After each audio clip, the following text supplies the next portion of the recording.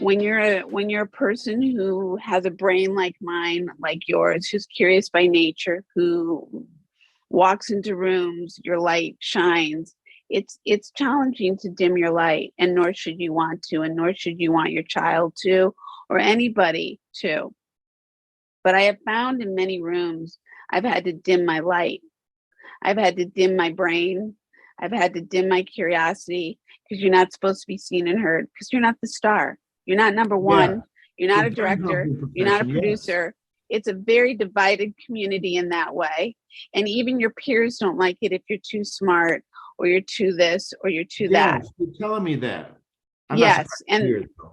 well, it is weird and it's unfortunate and it's unhealthy, but it is what it is. And that's the truth. And I'm not here to say anything negative about the industry I love. I'm here to just say, I mean, that lots of people have come out and said the same thing. And it starts with people don't do enough self-help. They don't do enough of their own deep dive, like we talked about at the beginning of this conversation. And because of it, when you don't do enough of your own healing from your childhood, you keep showing up with your toxic, broken self and spewing the same shit again and again and again. And that's true in any relationship. I don't care what the culture is. I don't care what the course of action is. I don't care what the career choice is. I don't care what your personal relationships are. They're either going to remain broken and repeat history, or you're going to solve and heal and take another course of action. And it's a proven statistic, but it's like losing weight. You're not going to lose weight by just twinkling your nose. You got to put like an absolute commitment to the long haul, the long run. It's not like a short-term investment. It's a long-term lifestyle investment. Same with healing your childhood shit. And then what you do out into the world with or without those core studied tools. Exactly. Mm-hmm. So, everything and everywhere, whether it's women collectively or filmmaking or politics or African American history, or what I've always just said, Black history, Yeah. I mean, I'm sorry, when you're defining yourself or redefine yourself every decade, that's a sad statement about a community that needs to find their own identity once and for all. We're all trying to find our identity, no matter who we are and where we come from. That's the bottom line. And at the end of the day, because I know we have to wrap this up because you have to get on to another meeting. At the end of the day, no matter who you are, where you come from, who you've been born from, where you've been born into, what you've achieved, what you haven't achieved, at the end of the day, we all want the same thing: love. Or respect.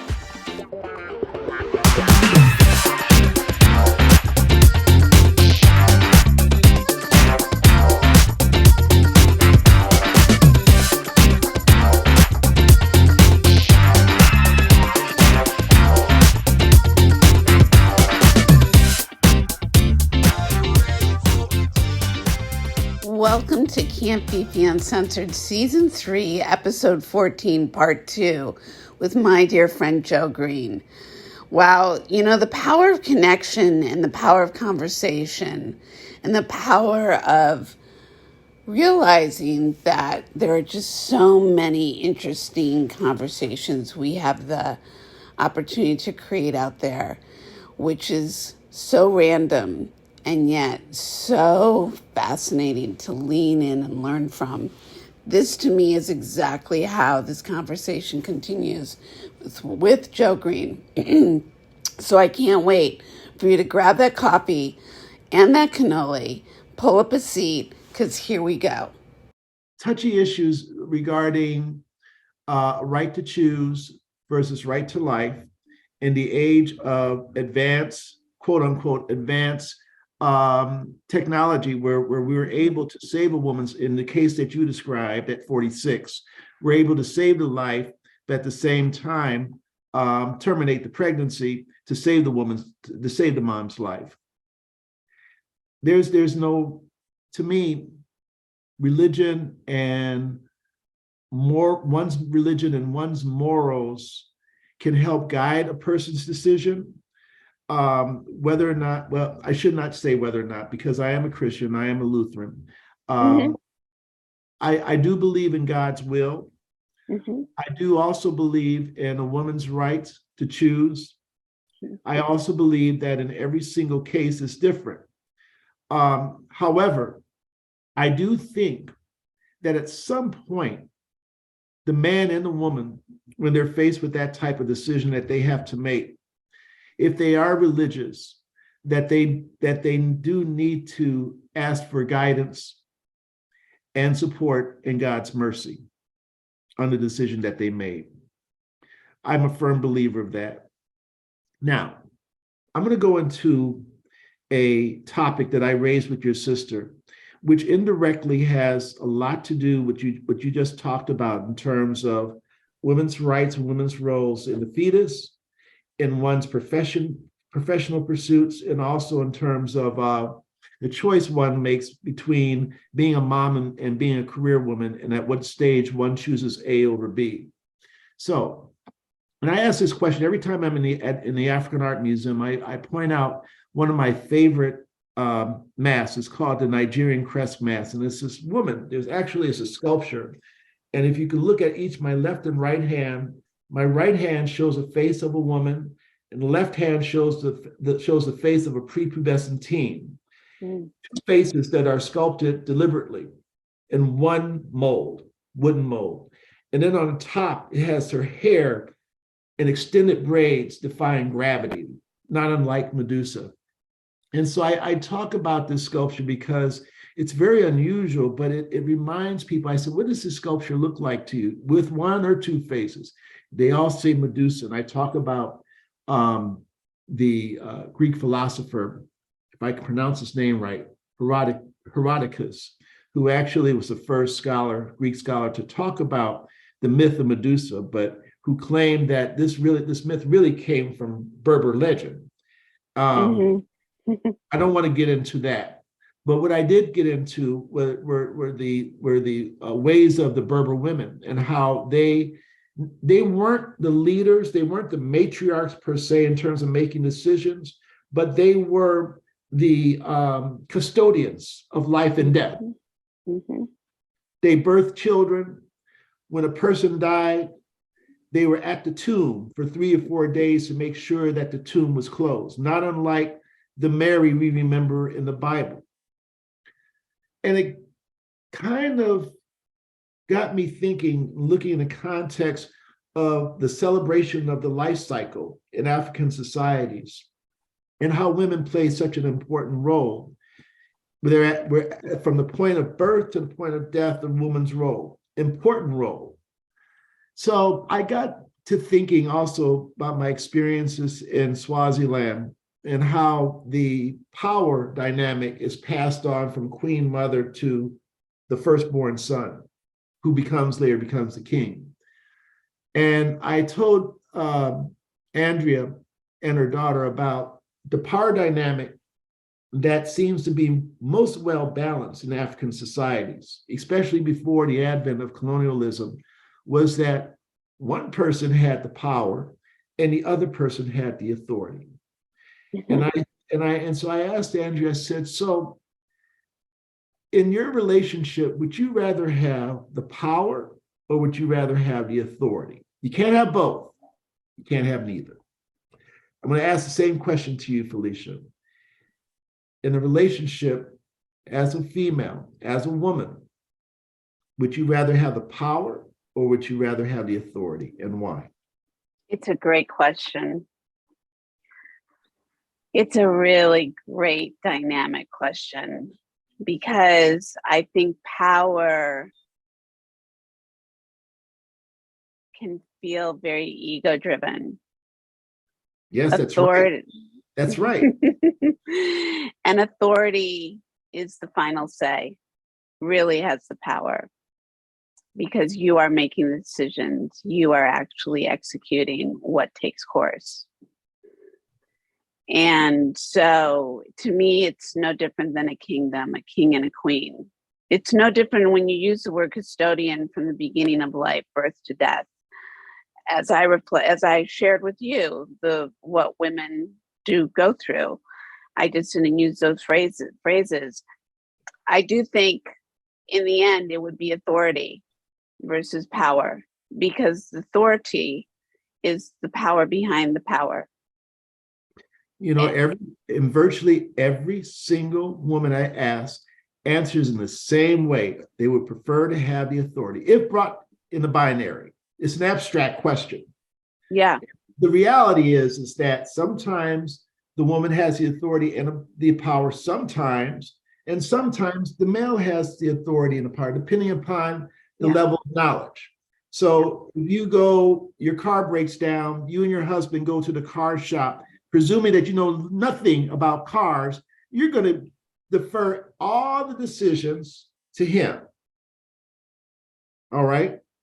But in the cycle of life, presuming that you have a child together, you're the one from the time the child is born to the time that that child is able to walk on all twos and at certain important points in his or her life through 18, to grant that child not only the cultivation and the nurturing, but the wisdom.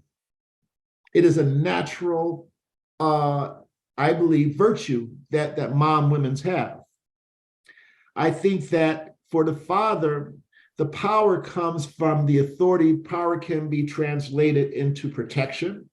It can be translated into providing some level of leadership, some level of decision-making within the constraints of the parameters that the mom wife has set.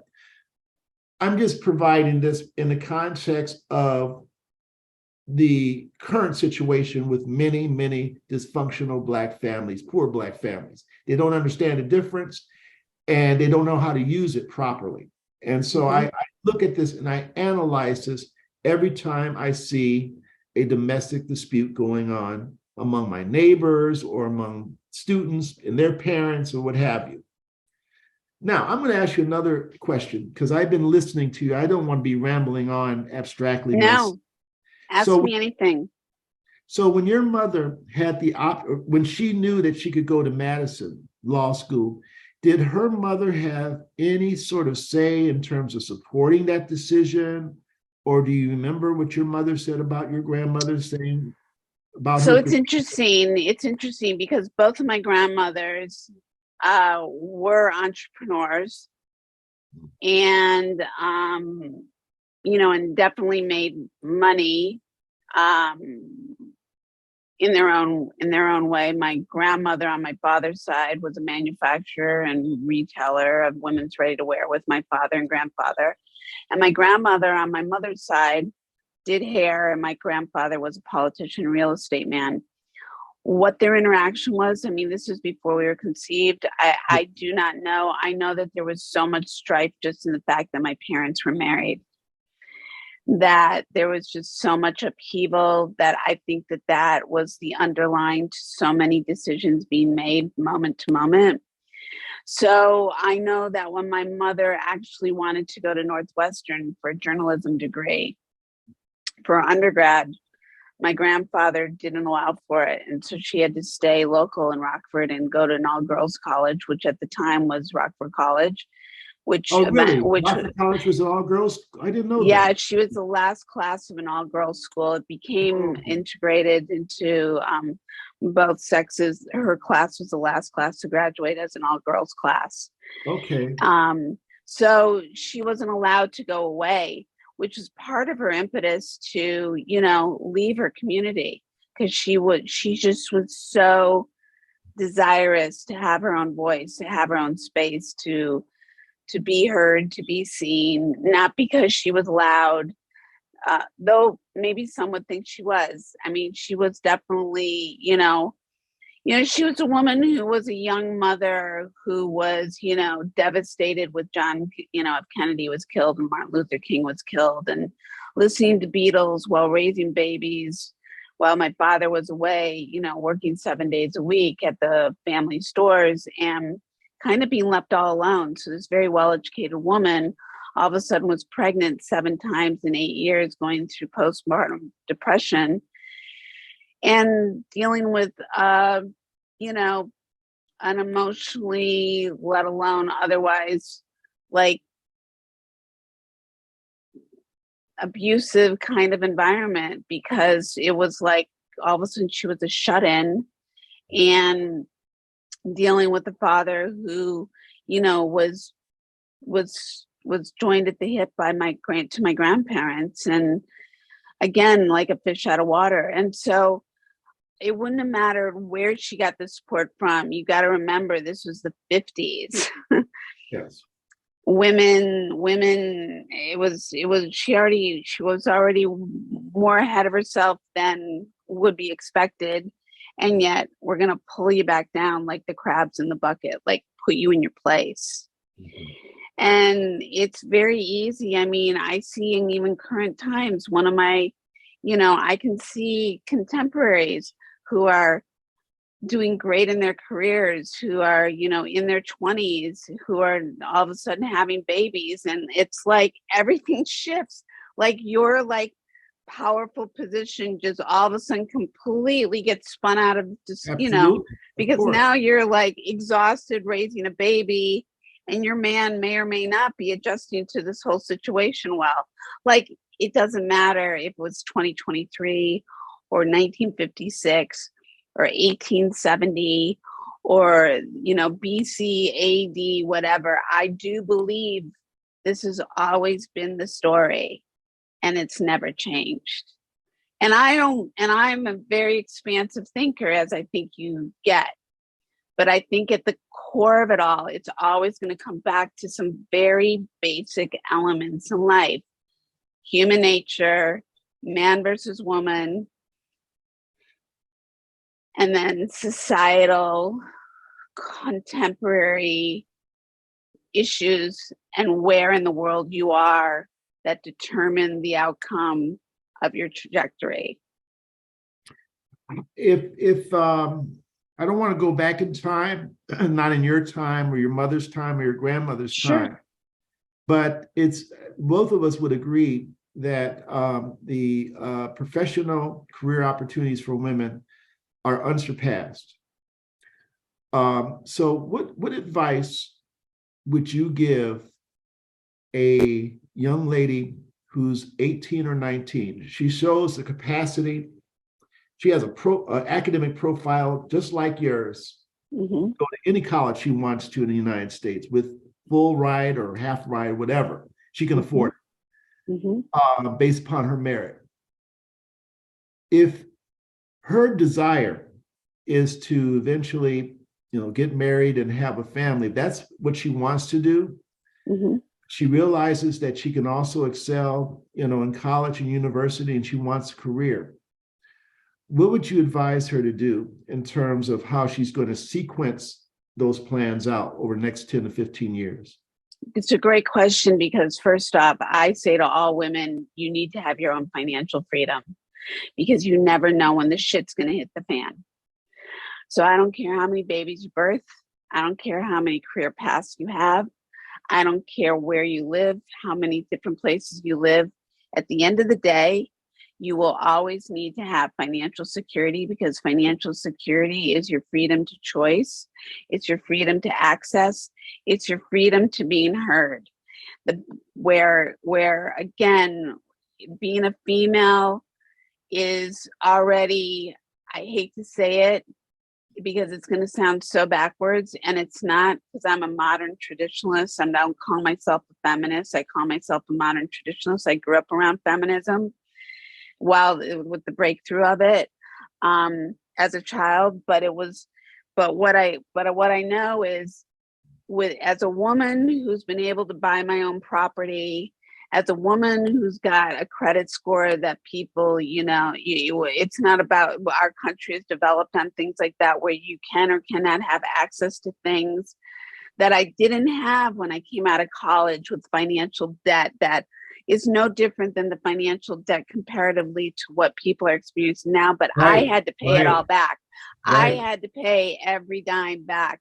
I did not have anybody say, here's the paycheck, go sign off, go away, erase that debt. No, that debt took me till age 38 to pay off. And I came out as an artist, not with an accounting degree to go like have a full-time job making 50, 70, 120. You know, now new lawyers come out, they're not even fully, you know, in law, out of law school and past their bar, and they're making six figures, way more than lots of people do ever in their lifetime. And you know, and certainly took me years to achieve, and still is never guaranteed, by the way. But my point is that, what is my point? Well, I just lost my frame of thought. Yeah, the question was, what advice would you give a young woman who wants to start a career and a family at the same time? I would definitely say, yeah, I'm sorry. I would definitely say, one, you need to do what you love.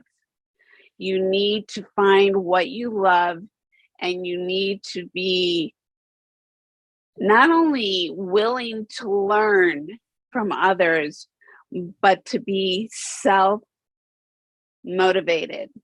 You need to very self-efficient at all turns, because life is a series of pivots. Life is a series of shifts, unknown and not, you know, unknown and known. Because I'll take myself as the example. Here I am, still very much actively in my current career, and I have multiple careers. But my mainstay career has been a Hollywood filmmaker in the division of makeup and hair. Why? Because I couldn't, as a trained director and filmmaker, couldn't direct as a female when I came out of school. No woman was getting a directing opportunity, and still most women aren't. And that's the truth, whether people want to say otherwise. And so I had to figure it out.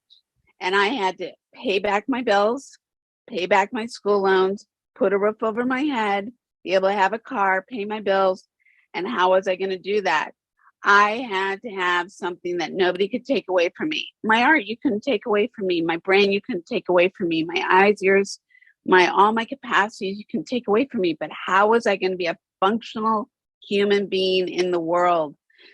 In the world, you need to make money. In the world, money is power. In the world, and I've said this to my niece, you know, I said to my niece, Claire, who you met this last week, she was attending USC for a music program that she had gotten into, and it was a big deal. And my sister thankfully had, you know, put money aside for the girls, for them to attend. But Jesus, she could have blown that basically all in her freshman year because of the cost of USC. And she would come to our home every weekend, and I would say to her, do you, because she didn't want to go to football games, she didn't want to go to sorority and fraternity, you know, gatherings. She really wanted to come be with us. She loved nature. She loved to hike. But there she was at USC, you know, in a not nicest part of LA, where you could easily access a mountain. You could access the freeway. You could access, you know, some harmful territory. But I said to her, do you see yourself traveling the world playing the piano? Do you see yourself as that level of sought after proficiency that you can envision your life doing concerts, being a part of orchestras, being a part of, you know, recording studios, whatever it is? Do you see yourself doing that? Because if you don't, you need to make a decision now. And I'm here to guide you, whether you want it or not. And here's why. Because I didn't get this at your stage of the game. And so she was like no older than 18. And I said to her, Claire, if this is not what you envision, and ironically, USC, I think, wasn't allowing for her to have two focuses. And she was realizing philosophy was a big love of hers. Yeah, she told me she majored in philosophy. Yes. Yes. And I said, if this school is not allowing, and yet it's costing you 70 grand or more per semester or annually, I don't remember what, I think it was annually, get the fuck out now. I said, here are your strengths. You are an extraordinary writer. You are a very smart young woman. You love the environment. Go back to the University of Washington, where you can be in state, pay minimal amount of money, go immerse yourself in the environment, which you love. It's your roots. It's who you are. It's what gives you breath. And you take your power to write, and you get into law school, and you go fucking run the world as an environmental attorney for all the major corporations, and you change the world on this next generation, and you put your tush in that White House, and you put yourself in the most powerful rooms, and you find the seats at those tables where you will be listened to, and you make the money, the 1%, and you make the decisions that will change for the better of all, because you know from the ground, from the earth up, how to speak on those points. And I said, and you will never look back. That's beautiful advice. Oh my God, that's so beautiful. And that's what she did. And now she's top of her law school. Yeah, and she's with all the top, top situations, and she's writing her own ticket. Yes, I didn't realize that, but I asked her when we were at the museum where she graduated from school and what her major was, and she said University of Washington. And I was thinking in the back of my head, oh, that's very economical. She could be. I knew her mom lived in Washington State, and I said that's a great, savings, because I didn't know that she went to USC, and I also did notice, and this is the truth. She asked me about 6 questions, and every single question I couldn't answer. And after the 6th question, I said, I'm glad you people don't come in every week. You mess up my whole thing, my whole operation. I'll be like, well, and I have to look at my phone and look for the answer. Oh my God, she's so smart. And she go ahead. I'm sorry, I didn't mean to interrupt. No, it's okay, Felicia. I was just doting on your niece, letting you know how smart she was. I was trying to think of an example. She was asking during the Underground Railroad, Harriet Tubman's Underground Railroad, how was the term conceived, and was it really underground? I could answer that question. And she said, well, who were the people who organized all this? Was it a church, or was it a religion, a particular religion? And I kind of knew the answer. I said, well, basically the Quakers were part of it, but they didn't really start it. And she said, well, I said, enslaved Africans and freed Africans were really the organizers. And she said, well, how did they organize? And, and I said, well, they organized sometimes on a church. And the questions were getting harder from there. She says, well, which denomination did they belong to? And I thought to myself, why is she asking this question? Because it leads to something very important. And I thought about it, and I said, I really don't think any of the enslaved Africans were part of any one particular religion, because those churches may or may not have been recognized by the planter. That's the best answer I could give. But the fact that she was trying to figure out the system of the Underground Railroad and its connection to the church, that's something that scholars write dissertations on. Yeah. And she just asked it just like that.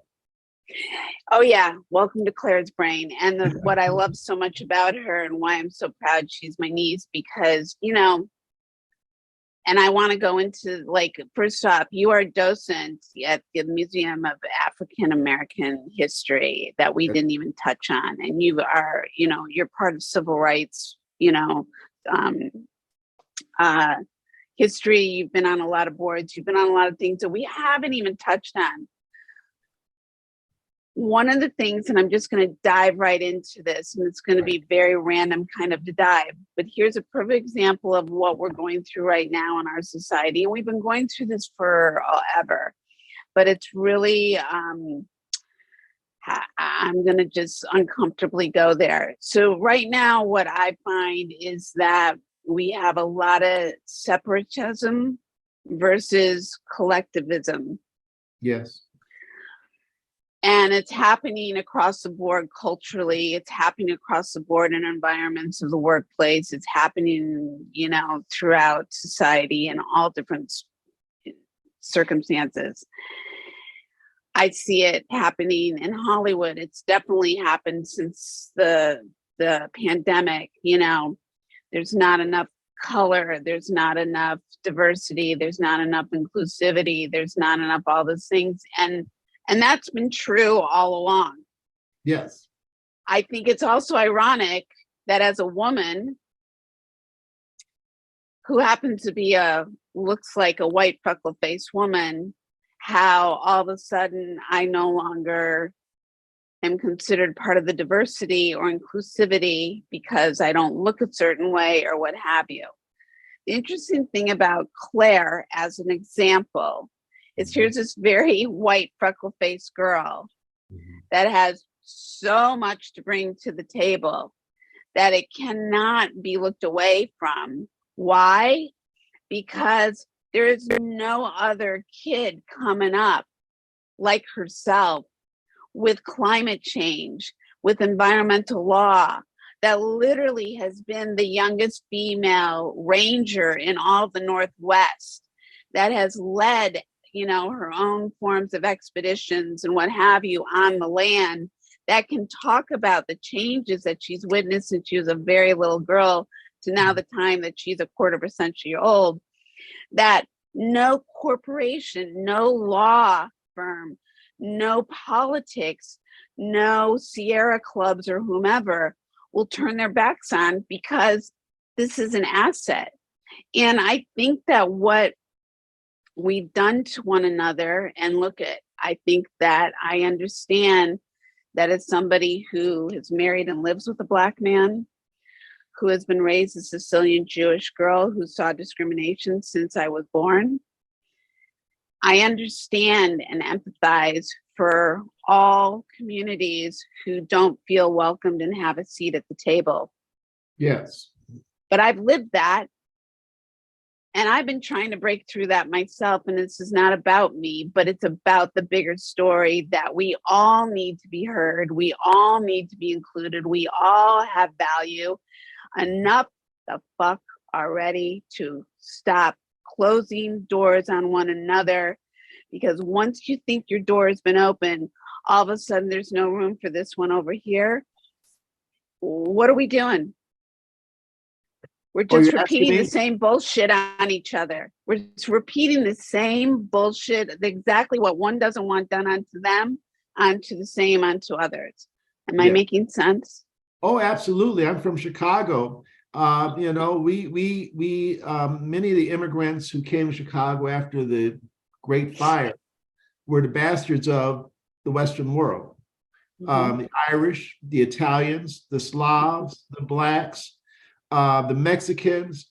We were all unwanted by the places that we came from, with the possible exception of Black Americans. We ran to Chicago because we weren't wanted down in the South, and we were wanted, but not on our terms.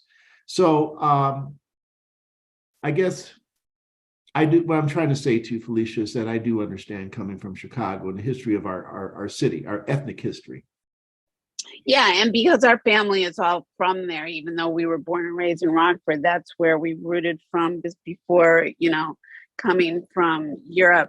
And, I just think that, again, this is why history is so important, because otherwise we keep repeating, because, it's like the fool statement, I never can repeat it verbatim, but it's like, we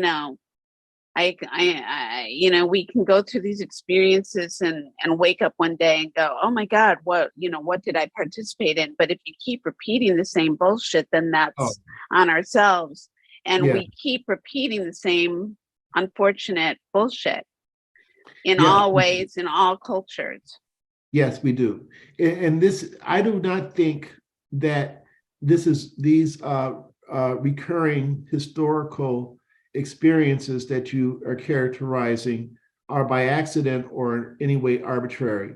One thing that I observe about our country and understanding the history of our country is that from the beginning, from the time that the Declaration was signed and the Constitution was ratified, we are a xenophobic society. We have to have a common enemy for us to stand united, starting with the Native Americans, then with the Chinese, then with the Blacks, and then with the Irish, and then with the immigrants. Jewish people weren't even considered white until after the Second World War. Listen, in most of the world, we're not still considered white in most of the world. Okay, my point is that we are what I call, what anthropologists may characterize as an exogenous culture. It isn't who you are, it is who you're not. And so you made several references to women over the course of American history, and even now being classified as second-class citizens. That is a characterization that says to me and everybody else who's listening is that historically American women have not been given first-class citizenship. We have been excluded.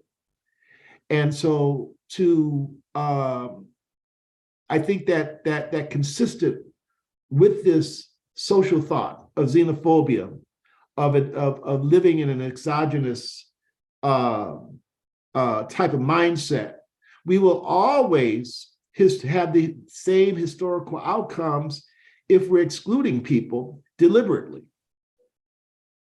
I agree. And, to that point, even when you were talking right now, listen, I don't get off on saying things like, by the way, women are second-class citizens in most of the world and seen that way, because I'm sure for many women that alone would make them angry and be like, that's not true and blah, blah, blah. But the truth is, it is true. I would love to think that we all have seats at the table. I would love to think that women knew how to bring other women to have seats at the table. Unfortunately, women, and I've had many a conversation with other women about this, there's a reason why there's a coin phrase called mean girls. Okay. Men have been raised in most environments to know how to be team players. You are raised from the time you're little, in most cases, to be a part of a team sport. That's right. To know how to work together to achieve a goal, to win a game, to do it together. Together, you achieve it. You do not do it alone.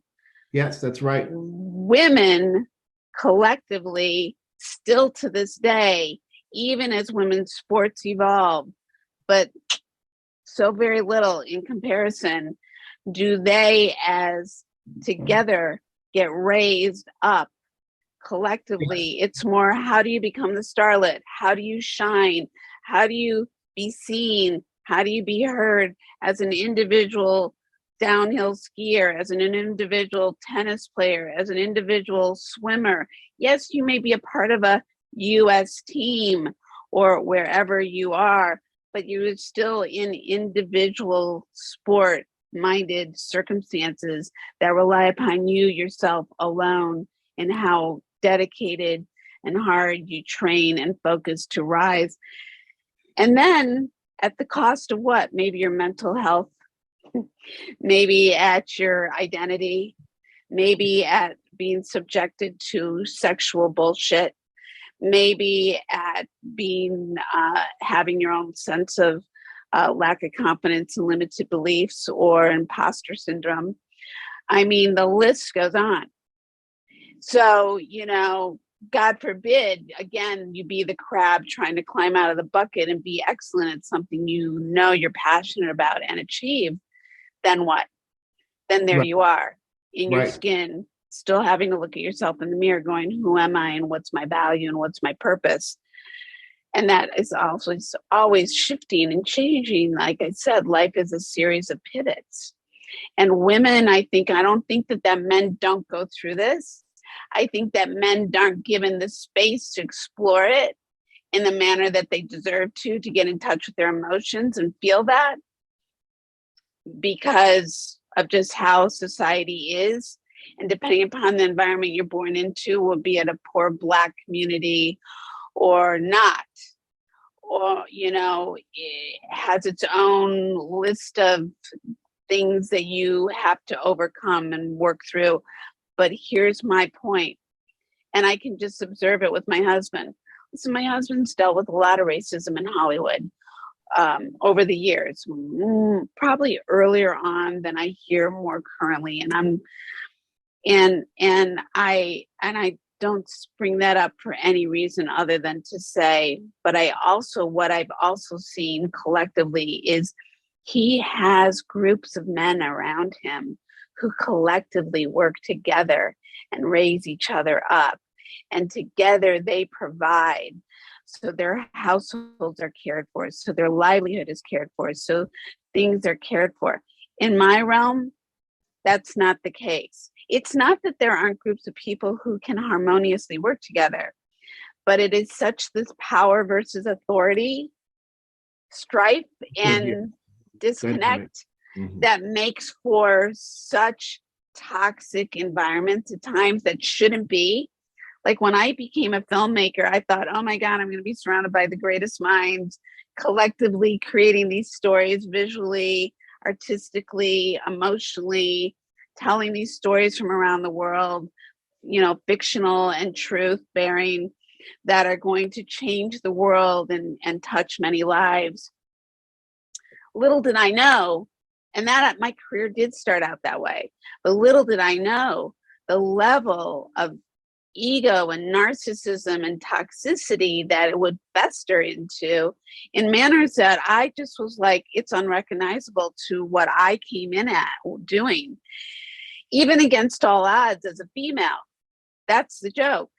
And so, because I was welcomed into these environments by many men, and even if I was sexually being come on to, I knew how to set my boundaries in a manner that allowed for me to flourish and didn't get in my way and cause me to have to, you know, go to a courthouse and talk about a big executive or what have you. I knew how to be like, hey, I can be in this locker room with you and I can know how to do my job and stay the fuck off.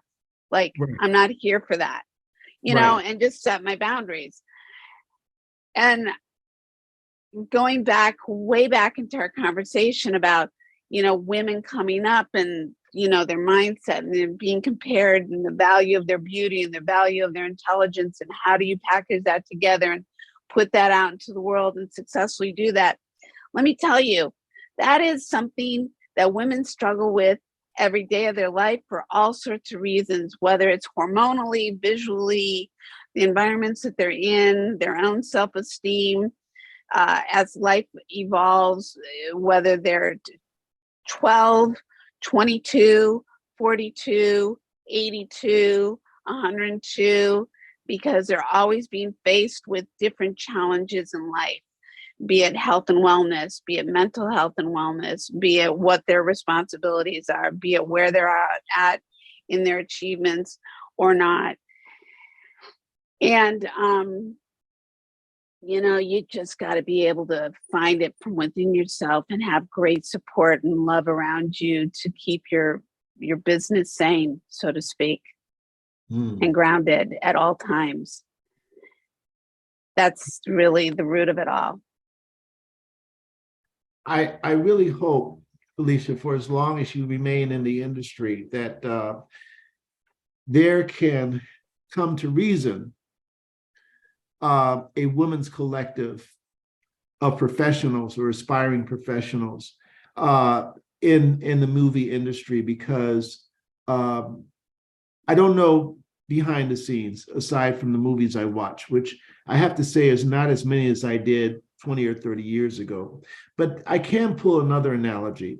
So this is a subgenre of R&B music that came up in Chicago in the early 80s called Chicago house music.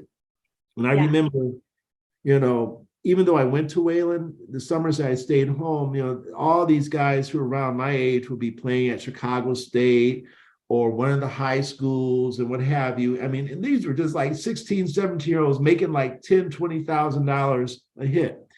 And then following them, even though there are fewer, were the female DJs. And even to this day, I like the female DJs of that era more so than I like the male DJs. And you know why? Because there's more soul. And you know what I mean by that? Because there was more vocals and more of a depth of using the MIDI machines and what have you. I'm going more into technology, but my point is that there was at that time a collective. I haven't kept in contact with these folks in over 20 years, but the women who were successful evolved and became music producers, became directors, they became, historians, musicologists, what have you, but they kept this band. And so the only reason why I say this analogy to you, because I know a genre of music where the women were really, really, they're small, but they're very, very strong, and they stayed with each other. And I just hope that the same thing can happen in your industry, because women have so much to give in terms of their lens, in terms of their perspective on love, human condition, all the things that are contrived to some degree by men as producers, especially when they're profiling women's roles. Listen, and I agree with you. And the thing is most of my environments from the time I was 5 years old on, I had those communities personally. So I know personally how to have that successfully within my realms of a collective of women, smart, beautiful, successful women, not only in their personal lives, but their professional lives.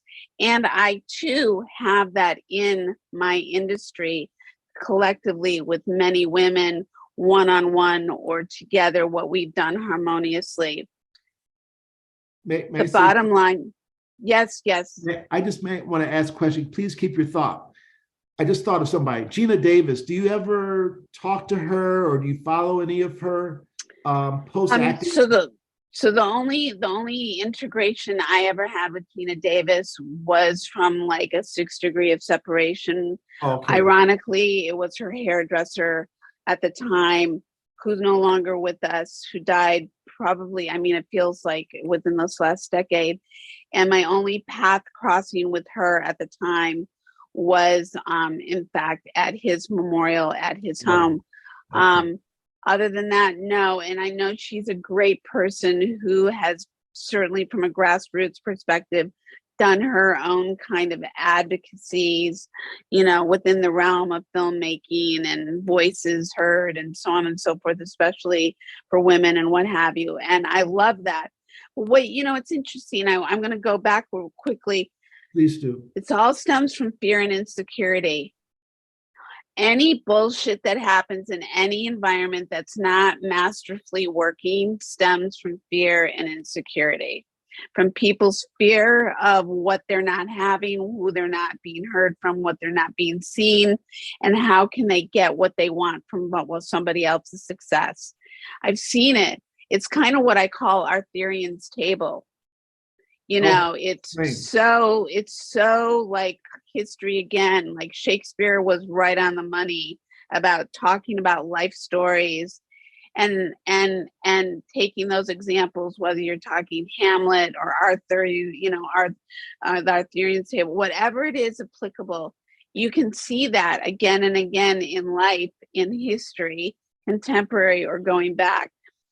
And then to your point, there was something I was going to say and now it's escaped me.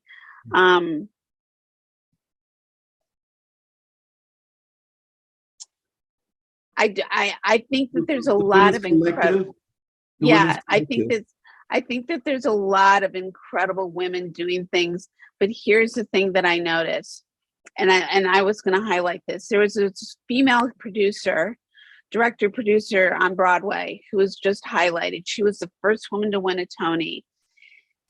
And in her interview, she said It's only happened in the last 10, 15 years where more women collectively have had the opportunity to do the things that people like me were breaking through. We're probably around the same age. She may be a little bit older than us. But my point being is, this is very new. This is very fresh.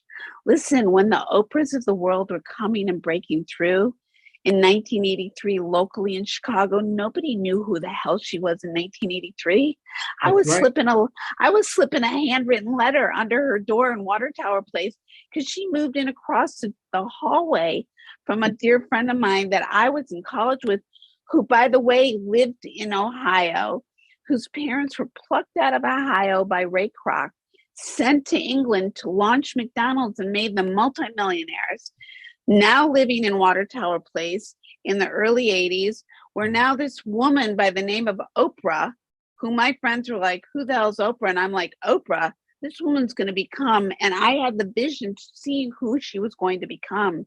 So I hand wrote a letter and slipped under a door, which I'm sure probably in perspective freaked her out, because this is a secure building. How is a handwritten letter getting slipped under her door? Ironically, many years later, after she had become who she had become, Harpo Studios, and was now in every corner of the world, thanks to the King brothers, who owned 51% share of CBS at the time, whose father, by the way, made them who they are because he bought the rights to the Three Stooges, and it leveraged them in the industry to become the powerhouses that they became. Oh, really? And they produced, correct, they produced Jeopardy, still to this day, Jeopardy, not only Jeopardy, Family Feud? No, not Family Feud. What is it? Jeopardy and, oh my God, I can't believe I'm just spaced. Wheel of Fortune. Those are the two shows. Okay. And Harpo and Oprah. Oh, wow. And it wasn't until, very later on that they split. And it was when I was working with one of the King brothers that I had the opportunity to, through this docuseries, work directly with the one who, in a series of events working with him, found him to be so fascinating, so brilliant. So like, I wanted to write this man's book. He was just like, he was so sexy because of his intellect. And he had asked me to come up to his master suite. He was married. He wasn't coming on to me, asked me to remove his makeup. I was like, of course. I go up there. He starts a conversation with me, which is a very unusual thing, by the way. I love listen, Joe, when you're a person who has a brain like mine, like yours, who's curious by nature, who walks into rooms, your light shines. It's challenging to dim your light, and nor should you want to, and nor should you want your child to, or anybody to. But I have found in many rooms, I've had to dim my light. I've had to dim my brain. I've had to dim my curiosity, because you're not supposed to be seen and heard, because you're not the star. You're not number one. Yeah. You're not a director. You're not a producer. Yes. It's a very divided community in that way. And even your peers don't like it if you're too smart, or you're too this, or you're too that. You're telling me that. Yes. And well, it is weird, and it's unfortunate, and it's unhealthy, but it is what it is. And that's the truth. And I'm not here to say anything negative about the industry I love. I'm here to just say, I mean, that lots of people have come out and said the same thing. And it starts with, people don't do enough self-help. They don't do enough of their own deep dive, like we talked about at the beginning of this conversation. And because of it, when you don't do enough of your own healing from your childhood, you keep showing up with your toxic, broken self and spewing the same shit again and again and again. And that's true in any relationship. I don't care what the culture is. I don't care what the course of action is. I don't care what the career choice is. I don't care what your personal relationships are. They're either going to remain broken and repeat history, or you're going to solve and heal and take another course of action. And it's a proven statistic, but it's like losing weight. You're not going to lose weight by just twinkling your nose. You got to put like an absolute commitment to the long haul, the long run. It's not like a short-term investment. It's a long-term lifestyle investment. Same with healing your childhood shit. And then what you do out into the world with or without those core studied tools. Exactly. So, everything and everywhere, whether it's women collectively or filmmaking or politics or African American history, or what I've always just said, Black history, Black history, yeah. I mean, I'm sorry, when you're defining yourself or redefine yourself every decade, that's a sad statement about a community that needs to find their own identity once and for all. We're all trying to find our identity, no matter who we are and where we come from. That's the bottom line. And at the end of the day, because I know we have to wrap this up because you have to get on to another meeting. At the end of the day, no matter who you are, where you come from, who you've been born from, where you've been born into, what you've achieved, what you haven't achieved, at the end of the day, we all want the same thing: love. Or respect. Because the thing is that I'll never forget, I was at one meeting about a month ago, and if I go into it, we're going to disclose too much, but basically I was telling my colleagues, I said, I know we come from different backgrounds. We don't know about each other too much. We're different ages, different colors, that come from different parts of the country. And I don't want to use this forum or this meeting to have a kumbaya moment. I can't make you like me. I can't make you love me. The best that I can do is to ask you to respect my point of view. And if you can't do that, at least tolerate it. Well, and to that point, you do believe in the term earn one's respect, right? Yes, of course. And so for most of us, we want it, but we haven't earned it. And I'm not saying you haven't. I'm saying that there are plenty of people, I certainly have been around, who just think that they deserve it, but they haven't earned it. Unfortunately, I think that this is becoming more commonplace among a younger generation. But I get frustrated because I'm older, and I understand why my father's so frustrated with me, thinking that at 15, 16, 17, or even up to age 30, 32, that I knew it all when I didn't. And he showed so much love of loving me in spite of the decisions I make. I didn't make a lot of bad decisions, but I made one or two very bad ones. But he loved me nonetheless. And so I have to show that same sort of unconditional love and respect for my loved ones, and respect for my colleagues and acquaintances who I have to work with. I got to, That's what the equity mirrors. I think that's part of what the equity equation is all about, is that we have to go beyond what we normally do to get a person to where they need to be. We all do. We all do. It's not just one or another. We all do, collectively, consciously, energetically, with intentional decision making. Yes, deliberate and intentional decision making. Correct. Yes. And with that said, I want to make sure that you're not late to your next meeting. I want you to stay open to the possibility of us doing this again, because there's so much more for us to talk about. This has been such an enriching, yummy, delicious conversation that I cannot wait to produce and put out into the world, because I think it's just been such a delight and such a gift. When I see you, Felicia, I see those beautiful eyes I remember way back in 1977, 78. And you still have that beautiful smile and you still have that warm glow about yourself. So it would be my pleasure. Thank you so very, very much. Love you so much, Joe Green. I love you too, Felicia. Let's keep in contact and you be blessed. And you too. And thank you so much for being my guest today. Anytime, anytime. Thank you. Bye for now. Bye-bye. Bye-bye. So I'm seriously curious if one has ever wondered about that question. Would you rather have power or would you rather have authority? Such a profound question, and curious how you answered that.